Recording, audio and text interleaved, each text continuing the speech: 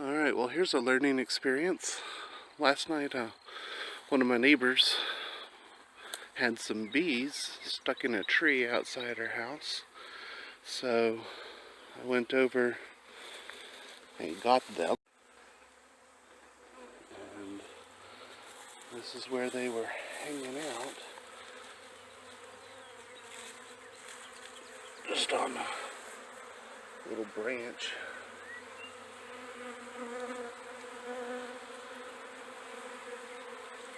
I got them in this box. I need to get them into that hive. And that's been a little bit of a challenge so far. So I've tried pouring them out. That didn't work all that well. So now my wife has gone to get my bee brush. And I'm going to try to sweep them into that box gently. And hopefully we'll have our first hive.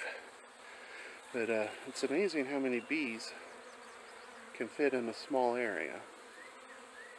Because when we snipped that branch off the top of the tree yesterday, all of these bees were grouped together in a cluster about the size of a can of Monster soda, Monster energy drink. So they bind up pretty quick. Alright, so I'm going to try to sweep them in. Talk to you soon. Okay, so I've moved that frame from inside that box to on top of that box. Now I'm letting them calm down a little bit. And here shortly I'll use my bee brush to brush them in. You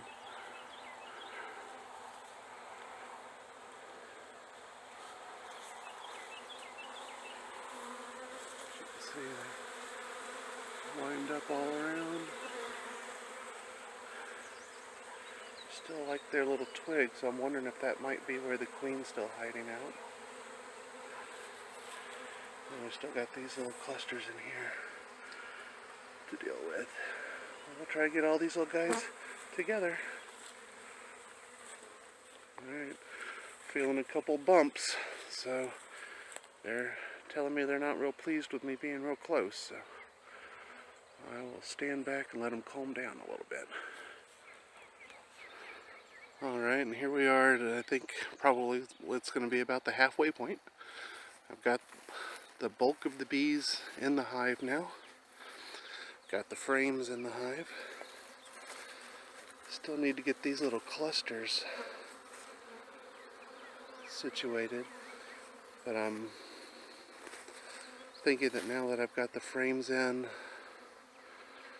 once I put the top on, then hopefully they'll scent out their queen and get moving in her direction and empty these other boxes out.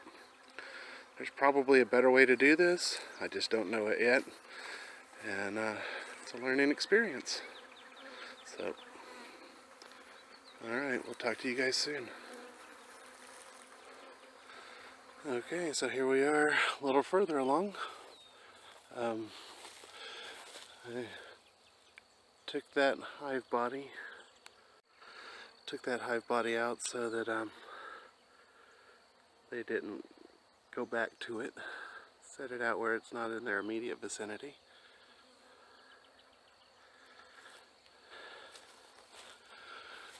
So they're pretty ticked off right now, so I'm trying to give them a little bit of space but not spend all day doing this.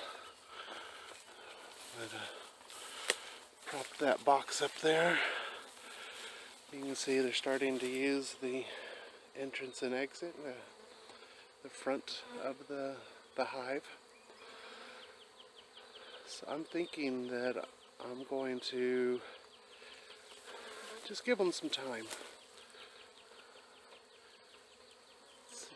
Make sure that the queen got into the hive and that she's not still hiding up here.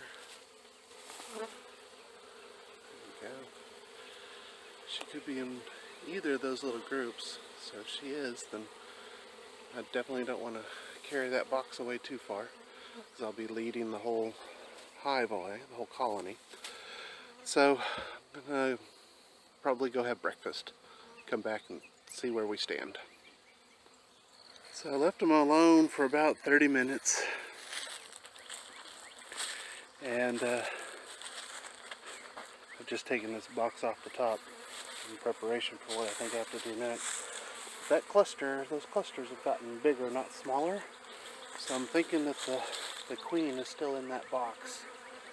So I'm going to have to pop the lid again and try to get all those guys in the box. So that's the next step. Okay, so I let it sit for about 2 hours. Just seeing what happens. We have still a little cluster in there, a little cluster in the corner, but we have quite a bit in the hive as well. So I'm thinking the queen may have gotten in there and they're starting to settle in with her. So I'm going to try to get these last bits out and take it from there.